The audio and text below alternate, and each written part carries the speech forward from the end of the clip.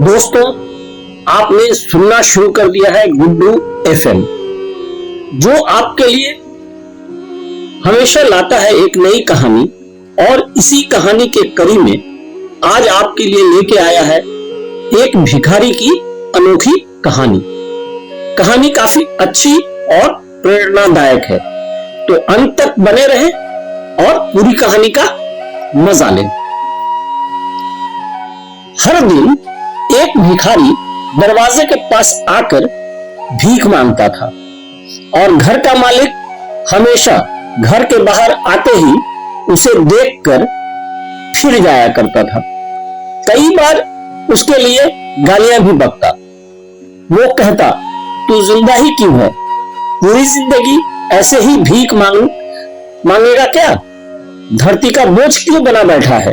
और कभी कभी उस भिखारी को गुस्से में वह धक्का भी मार दिया करता। इतना कुछ हो जाने के बावजूद भिखारी के मुंह से सिर्फ यही निकलता कि भगवान तुम्हारे पापों को माफ करे। एक बार सेठ को धंधे में बड़ा नुकसान होने की खबर मिली। सेठ बहुत परेशान था कि तभी उसके दरवाजे पर वही भिखारी आया। गुस्से में अपना आपा खोते हुए सेठ ने उस भिखारी को पत्थर दे मारा। पत्थर लगने के कारण भिखारी का सर फूट गया और उसके सर से खून बहने लगा। फिर भी दर्द से कराहते हुए भिखारी ने इतना ही कहा, भगवान तुम्हारे पापों को माफ करे। भिखारी वहां से चला गया। सेठ सोच में पड़ गए। भिखारी को पत्थर मारा, फिर भी उसने सिर्फ प्रार्थना की। सेठ का गुस्सा शांत हुआ, शेर का मन शांत हुआ। भिखारी का रहस्य जानने के लिए सेठ ने भिखारी का पीछा करना शुरू किया। भिखारी जहां जहां जाता, सेठ उसके पीछे पीछे जाता। सेठ ने देखा कि कोई उसको खाना देता, कोई उसको मारता, कोई अपमानित करता तो कोई गाली देता। लोग भिखारी के साथ चाहे जैसा व्यवहार करते, लेकिन भिखारी सबके लिए एक ही प्रार्थना करता, भगवान तुम्हारे पाप माफ करे। अब रात होने को आई थी। भिखारी अपने घर जाने के लिए लौटा। वो अपने घर पहुंच गया, लेकिन सेठ अब भी उसका पीछा कर ही रहा था। एक पुरानी टूटी हुई खटिया पर एक बूढ़ी औरत लेटी हुई थी, काफी कमजोर और बीमार लग रही थी। वह भिखारी की पत्नी थी। अपने पति को वापस आता देख वह खाट से उठ खड़ी हुई। पत्नी ने अपने पति के भीख वाले कटोरे में देखा, उसमें सिर्फ आधी बासी रोटी थी। उसे देखकर वो बोली, आज बस इतना ही मिला? और हाँ, आपके सिर से खून निकल रहा है, ये चोट कैसे लगी? बूढ़ा भिखारी बोला, आज बस इतना ही मिला। किसी ने कुछ दिया ही नहीं।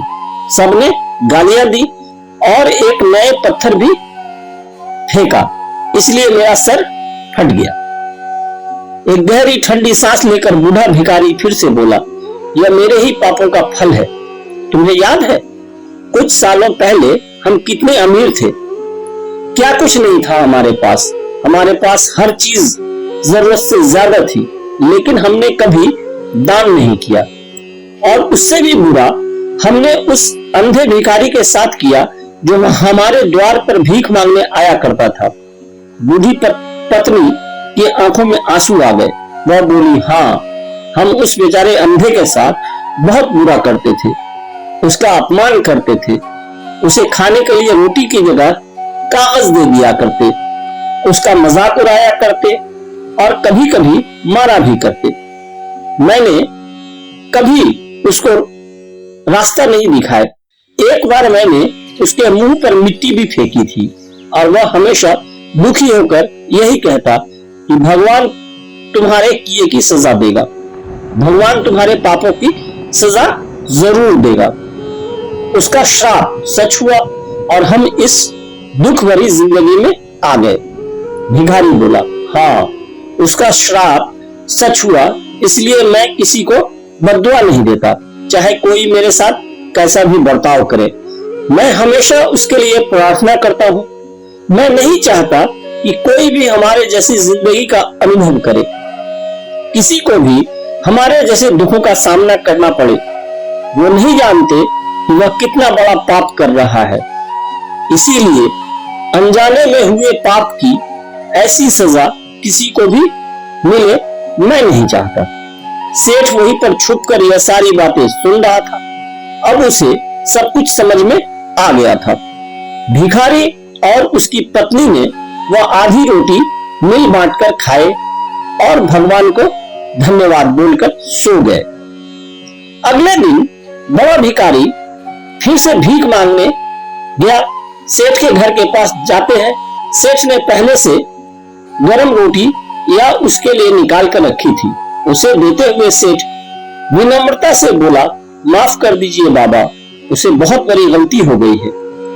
बूढ़ा भिखारी बोला, भगवान तेरा भला करे। इतना कहकर वो आगे निकल गया। इस कहानी से जो सीख लेने लायक है वह बड़ी ही सिंपल है कि आदमी चाहे किसी के बारे में बुरा कहे या भला करे, लेकिन भगवान सिर्फ कर्म के हिसाब से ही उसको फल देता है।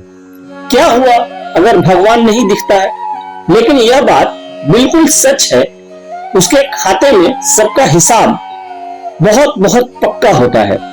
इसीलिए जब किसी के लिए कुछ भी करो तो अच्छा ही करो। ये कहानी अगर अच्छी लगी तो एक लाइक कर लें, चैनल पे पहली बार आए हैं तो सब्सक्राइब कर लें और जो बाजू में घंटा है इसको दबाना ना भूलें, ताकि जो भी इस तरह की कहानी आए इसका नोटिफिकेशन आप तक सबसे पहले पहुंच जाए। Thank you.